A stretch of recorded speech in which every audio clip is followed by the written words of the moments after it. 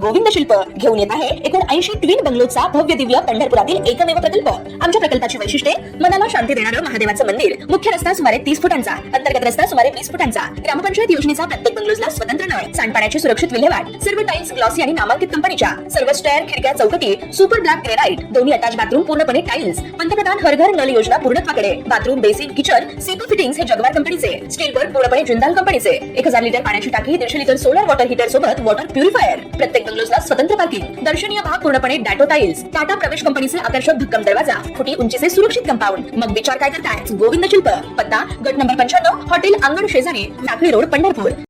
ताज्या घडामोडी पाहण्यासाठी आमच्या YouTube चॅनलवरील PVR म्हणजेच पंढरी वार्ता या न्यूजला सबस्क्राइब करा आणि शेजारील बेल आयकॉनवर क्लिक करा। महसूल प्रशासन आणि गाव यांच्यातील महत्त्वाचा दुवा म्हणून प्रभावी भूमिका बजावणाऱ्या पोलीस पाटील यांच्या विविध मागण्यांसाठी नागपूर येथील हिवाळी अधिवेशनावर दिनांक 10 डिसेंबर रोजी भव्य मोर्चा काढत विविध मागण्यांकडे शासनाचं लक्ष वेधण्याचा निर्णय आज पंढरपुरात झालेल्या पोलीस पाटील संघटनेच्या बैठकीत घेण्यात आल्याची अशी माहिती पोलीस पाटील संघटनेचे राज्याचे प्रसिद्ध प्रमुख तौफिक शेख यांनी दिली। या मीटिंगसाठी सोलापूर जिल्ह्यातून महत्त्वाचे पदाधिकारी उपस्थित होते।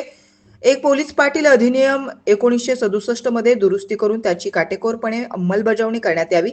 2 पोलीस पाटील यांचे नूतनीकरण कायमस्वरूपी बंद करण्यात यावं। 3 पोलीस पाटील यांची वयोमर्यादा 60 वरून 65 करण्यात यावी।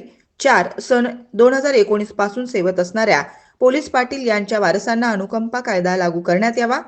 5 पोलीस पाटील यांना सेवानिवृत्तीनंतर एकरकमे 20 लाख रुपये देण्यात यावेत।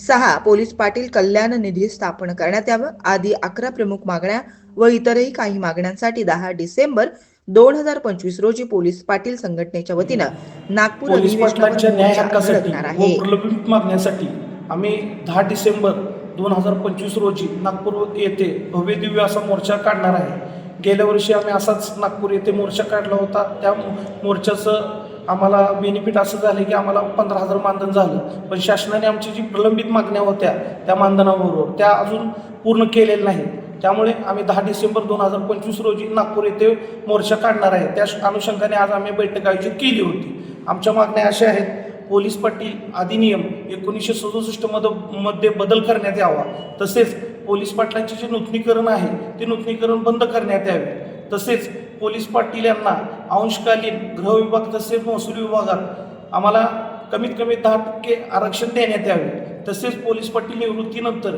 एक रकमी 20 लाख रुपये देण्यात यावे, तसेच पोलीस पाटील यांना 50 लाखाचा विमा कवच देण्यात यावा, अशा आमच्या प्रमुख मागण्या आहेत। जर शासनाने आम्ही आता मोर्चा काढत आहोत, जर शासनाने या मागण्या मान्य नाही केल्या तर यापेक्षा सुद्धा आम्ही तीव्र आंदोलन राज्यभरात करू। मायबाप शासनाला आमची विनंती आहे की आमचे जे प्रलंबित मागण्या आहेत ते लवकरात लवकर पूर्ण करावे।